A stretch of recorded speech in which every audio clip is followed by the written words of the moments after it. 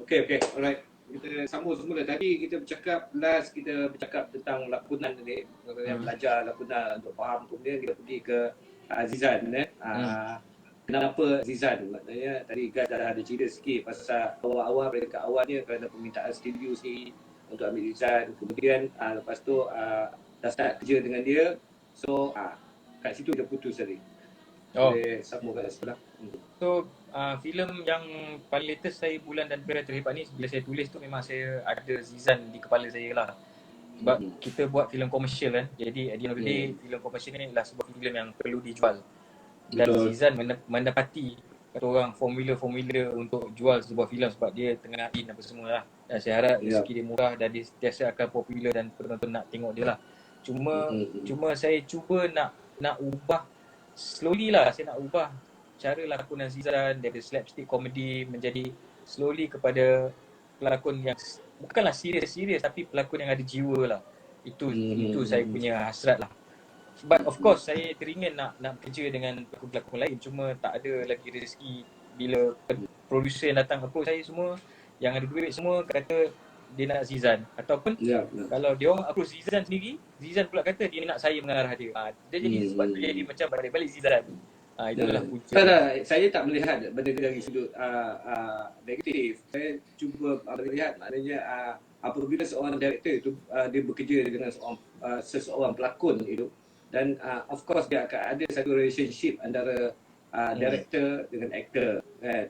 Jadi saya tak rasa menjadi satu kesalahan seorang pengarah itu untuk bekerja dengan dia punya favourite actor dia kan, yang dia nak bekerja. Dan dari sudut komersial pula, kita tahu bahawa Zizan adalah crowd puller. Dia boleh tarik orang untuk ke panggung untuk tengok Oyang dengan title star yang ada pada dia. So okay. Selepas tu kita saya tanya tentang pengalaman ni sebenarnya, pengalaman bekerja dengan aktor.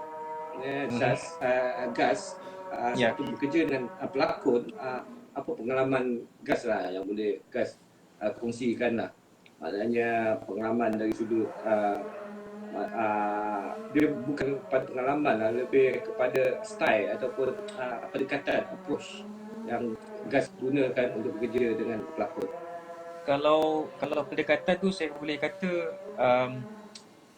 untuk pelakon-pelakon yang kira baru saya nak kenal, baru saya nak bekerja sama first time ni, saya akan ambil pendekatan cuba rapat dengan dia lah supaya kita boleh break the ice. Jadi pelakon tu tak akan rasa, dia pun tak akan rasa takut dengan kita. One thing yang saya tahu, kebanyakan pelakon kata dia kata dia nervous. Dia nervous bila berada di depan kamera bila saya mengarah. Saya rasa macam tak payah nervous kot sebab pelakon tu sendiri patutnya dia datang dia dah ready. Dia dah buat homework tentang watak dia. Jadi saya rasa perkataan nervous tu tak perlulah. Cuma dia orang dia ada this perception that saya ni seorang yang garang lah, saya ni seorang yang perfectionist lah. Cuma maybe kadang-kadang tu perlu sebab kita kena serius dalam apa yang kita buat. Terutama shoot filem kan, benda ni melibatkan bajet yang besar, kru yang ramai pun, jadi kita tak boleh buang masa di set. Jadi kita perlu serius. Dan kebanyakan pelakon yang saya bekerja, ada yang buat homework dia sebagai seorang pelakon, apa yang dia perlu lakonkan watak dia. Ada yang memang datang pun tak cukup kata orang homework dia dan dia tak kenal betul-betul karakter dia. Jadi sebab tu kadang-kadang yang saya cakap yang tak cukup homework tu kebanyakan bila saya buat ialah macam telemovie apa semua kan, sebab projek pendek. Jadi diorang ni pun maybe one time off bekerja, diorang tak rasa karakter tu. Jadi sebab tu kadang-kadang saya suka lebih kepada filem sebab persiapan kita tu lama dan dekat situ kita boleh kenal dengan pelakon-pelakon tu. Dan diorang pun boleh kenal dengan watak dia. Watak dia tu yang diorang sendiri buat homework. Itu yang saya suka buat filem sebab proses dia tu panjang dan dia punya result tu lagi memuaskan hati lah. Ini pasal homework kan, dan kita tahu bahawa ramai juga antara pelakon-pelakon dekat Malaysia ni yang dia orang dia pandang rendah dengan homework lah. Selalunya dia orang datang pun kadang-kadang kat set pun dia orang skrip pun tak baca lagi, tak tahu lagi, karakter pun tak tahu lagi. So dan kepada siapa yang nak terlibat, yang nak masuk ke dalam dunia lakonan ni, maknanya harus persiapkan diri dia jugalah, maknanya bersedia untuk tu. Dalam dunia lakonan ini, dalam filmmaking ke, tak kira lah buat TV ke, filem ke, pelakon maknanya bukan semudah itu untuk masuk jadi pelakon. Sebab saya ni banyak sangat kadang-kadang dekat DM lah, dekat ni lah, nak berlakon. Saya rasa Gas pun sama juga kan. Orang asyik bertanya lah macam mana nak berlakon, saya nak berlakon, saya minat lah apa semua. Tapi saya mungkin dia orang buat anggapan bahawa jadi pelakon ni mudah atau senang, tapi sebenarnya jadi pelakon ni adalah kerja yang remeh dan payah juga. Banyak benda persiapan yang perlu kita buat, yang kita kena belajar. Dan saya selalu nasihatkan kepada siapa-siapa yang nak masuk dalam industri ini sebagai pelakon, saya kata pergi belajar dulu.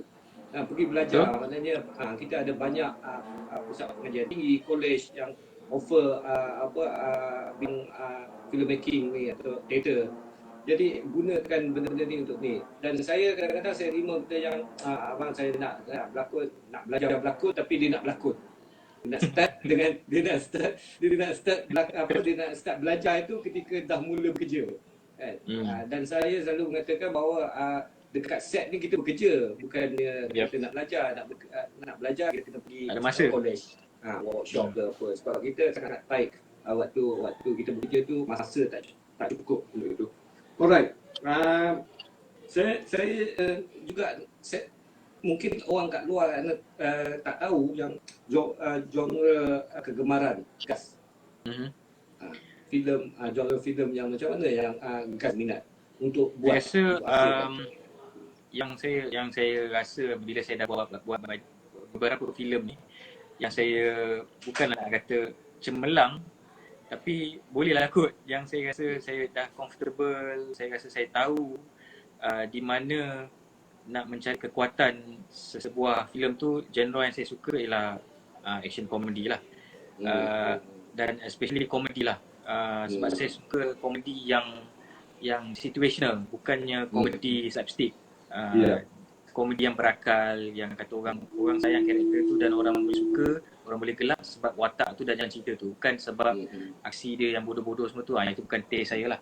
Dan juga saya rasa saya boleh buat satu filem seram yang baik. InsyaAllah saya akan cuba buat untuk masa akan datang. Dan yang paling saya ingin ialah buat love story lah. Sebab muzik dan filem sangat dekat dengan saya. Dan bila saya cakap pasal muzik tu, muzik yang melankolik apa semua tu, saya boleh rasa, saya boleh sedih, saya boleh feel. Yang saya rasa saya boleh interpretasikan dia dalam bentuk visual. Dan saya harap satu hari nanti genre love story ni saya akan buat, dan penonton look forward nak tengok apa yang saya boleh bagi dalam bentuk filem percintaan. Bila Gas cakap macam tu, baru saya perasan bahawa kalau saya tengok kat sini kebanyakan filem-filem semuanya action komedi Hantu Kapcai itu action komedi Cicak Man 3 pun komedi juga kan, action komedi juga. Bulan dan Pria Terhebat juga. Bella dan Jimmy ni saya tak pernah dengar sebenarnya. Pokan ni tahu. Pokan Bella dan Jamie tu sebenarnya bang, saya hanya supervising saja, directing tu. Saya cuma supervise di set. Yang mengarahnya ialah Fairul Nizam Ablah ataupun Roy. Itu karya dia sebenarnya. Saya banyak supervise dan tolong producer untuk memastikan filem tu siap. Tapi somehow di penghujung tu mereka gunakan nama saya tanpa saya ketahui, dan saya pun tak boleh nak cakap apa. Saya pun kata orang tak apalah kan. Kalau membantu Alhamdulillah lah. Dia macam itulah. Sebab saya tak pernah dengar pula yang Bella and Jimmy ni. Waktu saya tengah research tu saya jumpa yang Gas ada buat filem. Tapi filem ni tak keluar lagi tak siap lagi Filem ni dah keluar dan keluar. Tak dapat sambutan. Okay. Sebab marketing dia lah pula semua kan. Ini tentang masa depan lah, masa depan kita. Maksudnya saya nak tahu pandangan Gas ni tentang pandangan Gas tentang masa depan dunia filem dekat Malaysia ni. Maksudnya apakah dia Gas nampak bahawa dia akan berkembang ataupun dia akan mengucup? Saya rasa satu yang saya nampak bila menangnya filem Parasite di Oscar, dia macam meniup satu semangat kepada pengkarya-pengkarya di Asia. Dan saya suka bila Parasite tu menang. Dan bila menang Best Director, Best Film, Best Screenplay, saya sangat sangat bangga lah. Walaupun dia Korea yang dah maju, tapi at least kita di negara Malaysia ni tahu that tak mustahil untuk kita ke Oscar. Jadi saya rasa untuk filmmakers di Malaysia ni dia kena ada semangat tu. Dia kena ada semangat tu, which is kita perlukan filem bajet yang besar tapi kita perlukan story yang kuat, di mana orang-orang dekat luar sana sebenarnya nak tengok jalan cerita tu, nak tengok culture kita. Jadi benda ni kita kena ambil dan tanam sebagai satu semangat untuk diorang, untuk kita buat satu story yang bagus. Dan hopefully dengan bantuan Finas semua kita boleh push filem tu sampailah ke Oscar. Dan untuk masa depan filmmakers selepas COVID-19 ni saya tak sure. Secara general masa depan Secara general ni saya rasa perkembangan dia alhamdulillah bagus, sebab saya dah tengok filem-filem Malaysia dah mula bermain dengan sinematografi, pentingkan sound design, pentingkan production design. Itu saya suka. Maknanya kita dah terbitkan, dah hasilkan filmmakers yang ada taste, yang particular pasal benda-benda ni semua ni. Dan of course dia orang jaga juga lakonan pelakon-pelakon mereka. Jadi insyaAllah filmmaker, and then lagi satu yang best, netizen kita pula sangat particular, sangat detail, sampaikan benda-benda yang kecil-kecil pun dia orang boleh komen. Dan ini menjadi satu kata ingatan kepada filmmaker, dan penonton Malaysia sekarang ni dah advance, dah nak tengok benda-benda tu semua. Jadi jangan ambil mudah pada benda-benda tu semua. Jadi itu yang bagus. Jadi saya harap filmmaker kita akan teruskan usaha-usaha ni semua, dan insyaAllah secara generalnya kita berada di landasan yang betul, dan hopefully satu hari kita akan lihat filem kita berada di Oscar jugalah. Mention pasal audience tadi. Audience kita sekarang ni sebenarnya bertambah bijak dengan adanya apa information dia orang boleh dapat daripada internet, dia orang boleh Google, dia orang boleh belajar, dia orang boleh tahu tentang filem, pemikiran. Dan jadi sebab itu saya rasa penonton kita pun bertambah bijak sekarang ni. Macam Gas cakap tadi lah. So dia orang lebih bijak. Okey, itu soal penonton.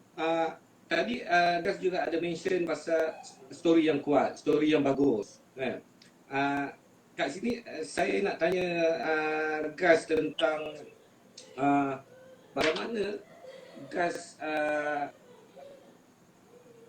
bila Gas mengarah, apakah ada penulis skrip ataupun Gas menulis sendiri skrip tu? Dan kalau ada penulis skrip yang menulis skrip untuk Gas, bagaimana proses Gas bekerja dengan skrip writer? Sebelum ni macam Hantu Kapcai, macam filem Suami Aku Ustaz, macam filem Bulan dan Peta Lebat, saya menulis sendiri. Sebab bila saya menulis sendiri tu, dalam bentuk screenplay tu saya dah imagine macam mana saya nak shoot dan macam mana saya nak edit. Sebab saya datang daripada background editing apa semua. Jadi saya dah tahu bagaimana saya nak buat visual ni interesting untuk orang tengok. Jadi saya kena ambil tanggungjawab sebagai seorang penulis tu awal-awal lagi.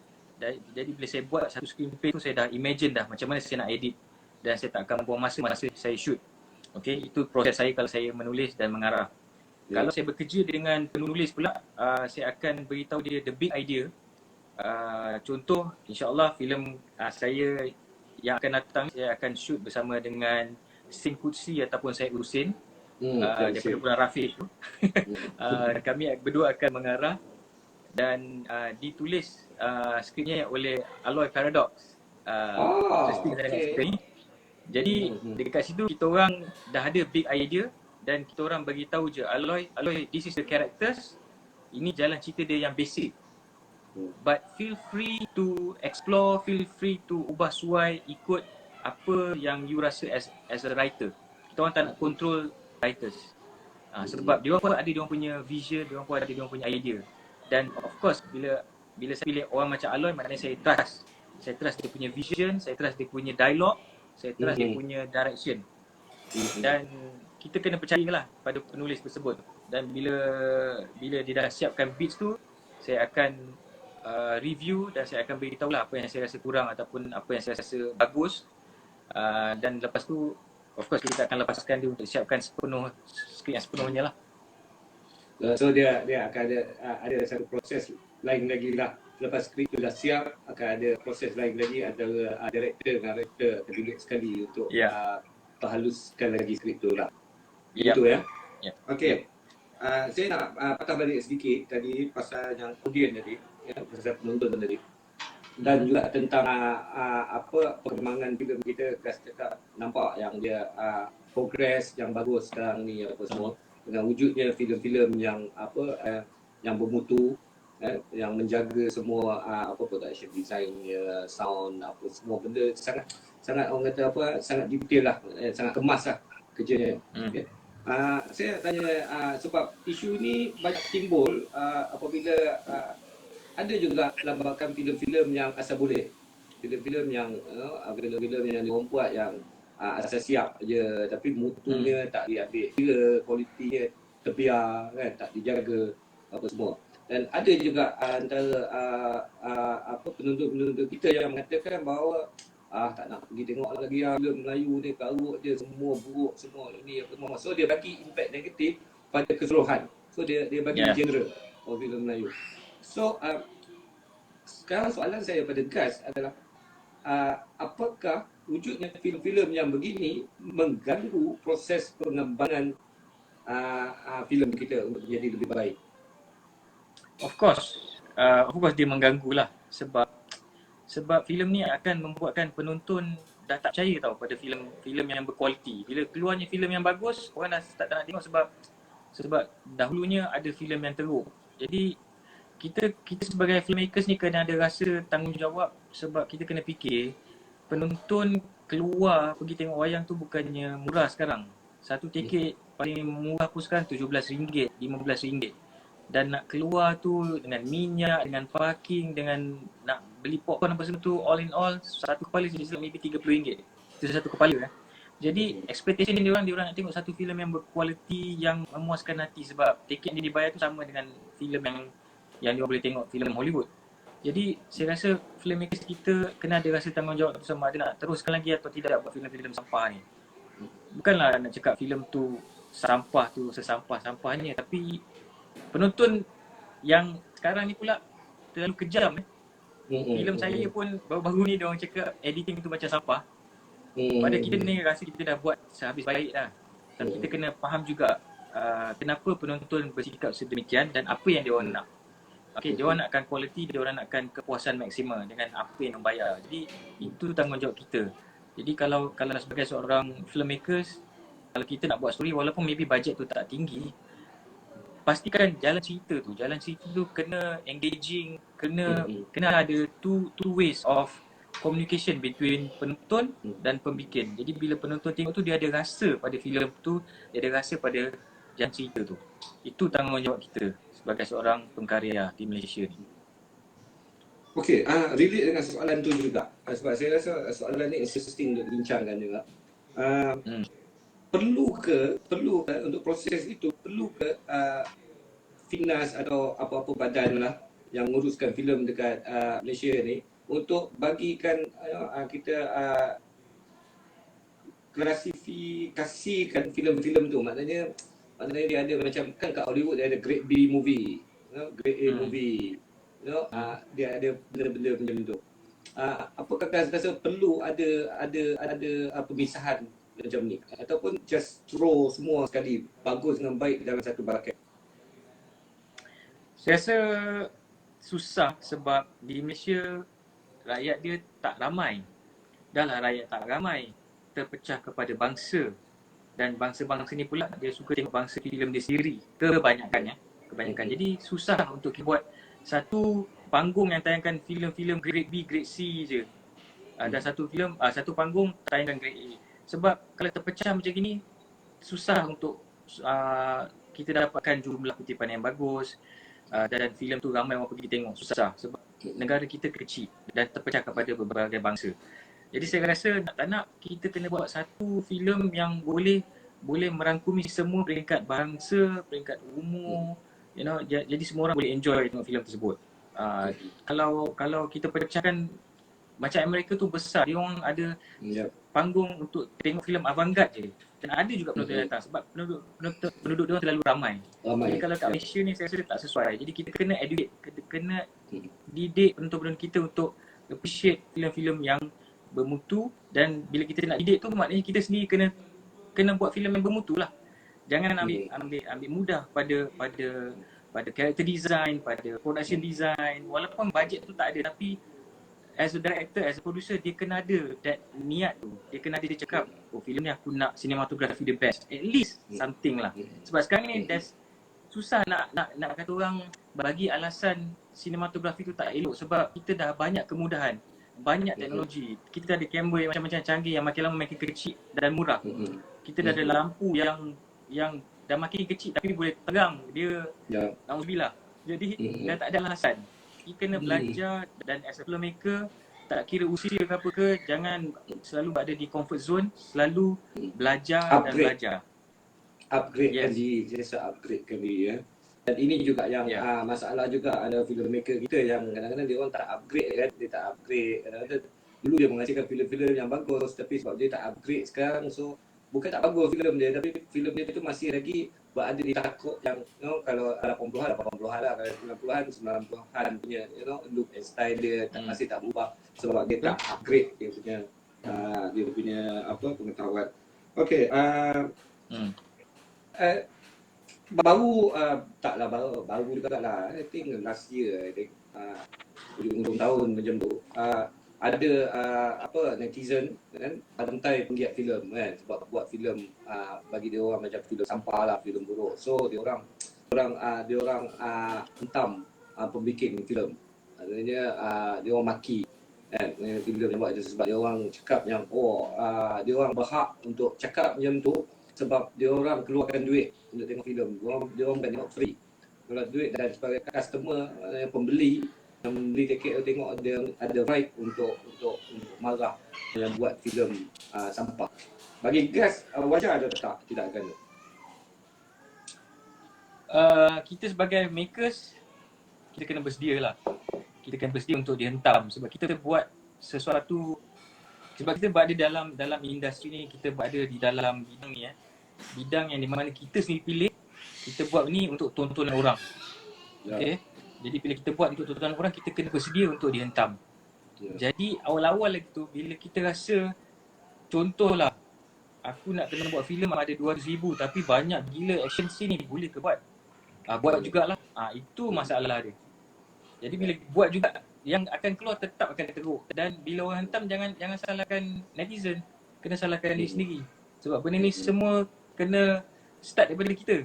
Kita ambil job tu sebab apa? Sebab nak survive, atau sebab nak nama, atau sebab buat je lah for the sake of tolong kawan-kawan. Tapi di penghujungnya dia memakan diri kita. Jadi kita kena be realistic.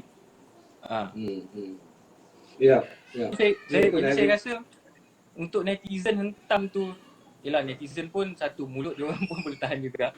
Jadi tapi nak tak nak kita terpaksa terima lah. Kita terpaksa terima dan ambil itu sebagai pengajaran dan cuba lagi untuk buat yang memenuhi permintaan dia orang. Ya. Saya setuju lah. Saya setuju dengan benda tu yang bila Gas katakan duit. Kadang-kadang yalah kita dapat 200-300 ribu tapi nak buat filem action pack, nak buat filem pakai CGI lah, bagai lah apa semua, tapi bajet 300 ribu. So maknanya kita senang cakap, kalau kita nak berak pun kita tengok lubang jubur kita dululah. Maknanya kalau berak besar boleh koyak lah maknanya. So it depend on the size juga. Okey, sebab benda ni saya berpegang dengan benda ni guys, sebab saya tak salahkan bajet. Maknanya kita boleh je buat filem bajet 300 ribu. Tapi yang penting adalah kira apa yang kita nak sampaikan dan pendekatan apa yang kita nak pergi. So maknanya kalau bajet 300 ribu kita buat cerita love story ke, cerita yang realism punya story ke apa ke, so dia akan cukup dan janji story dia kena strong, kena kuat. Dengan bajet 300 ribu saya percaya boleh buat. Tapi masalah dia bajet 300 ribu tapi nak buat filem macam Fast and Furious for example, dengan bajet 300,000. Memang jahanam lah. Memang jahanam kan. Jadi bajet tu bukan satu isu lah maksudnya. Tapi kita kena sesuaikan dengan bajet kita dan apa benda yang kita nak buat. Okey. Dan sebagai film director juga, kita kena jujur jugalah bila producer cakap, guys, I ada 1.2 million je ni, tapi I nak buat filem ni letup sana letup sini. Kita kena awal-awal cakap, kena beritahu producer tak boleh ni. Kita kena beritahu kenapa. Jangan ambil je lepas tu lantaklah nak jadi apa kan. Jangan. Sebab itu semua akan, kata orang, it will hurt your own career at the end of the day. So kalau tak boleh, beritahu awal. Dan kalau boleh, kita jangan ambil kesempatan kepada producer tu. Kita kena bantu dia juga. Sebab mungkin satu hari nanti kita akan jadi producer juga. Jadi bila kita bantu producer tu, kita beritahu apa risiko dia buat macam gini. Tapi producer tu nak juga buat macam itu, okay, dan dia tahu risiko yang dia ambil. Jadi kita kena bagi juga pencerahan kepada producer. Faham. Sebab ada banyak juga director yang macam tu kan, yang bila producer cakap tu semua okey, boleh. Sebab mungkin dia melihat ini sebagai job je, sebagai untuk kerja dia. Habis projek habis kan. So filmmaker juga harus ada tanggungjawab lah. Harus ada ada tanggungjawab dia sendiri sebagai pembikin. Dia tak boleh just buat saja asal boleh. Alright. Okey, sebenarnya soalan-soalan yang saya letak kat sini ni kebanyakan dah semua saya tanya kat sini. Dan tapi ada satu soalan kat sini keluar. Ni ada satu soalan ni. Satu soalan ni. Bang, dia Eli Arifin tanya, siapa yang sepatutnya dipertanggungjawabkan untuk menukar mentaliti penonton? Siapa yang sepatutnya ditanggungjawabkan untuk menukar mentaliti penonton untuk menonton filem yang lebih berat dan mendalam? Saya kalau bagi saya lah, kalau bagi saya nanti bagi gas atau apa lah, nanti gas mungkin ada ni, tapi kalau bagi saya rasa itu tanggungjawab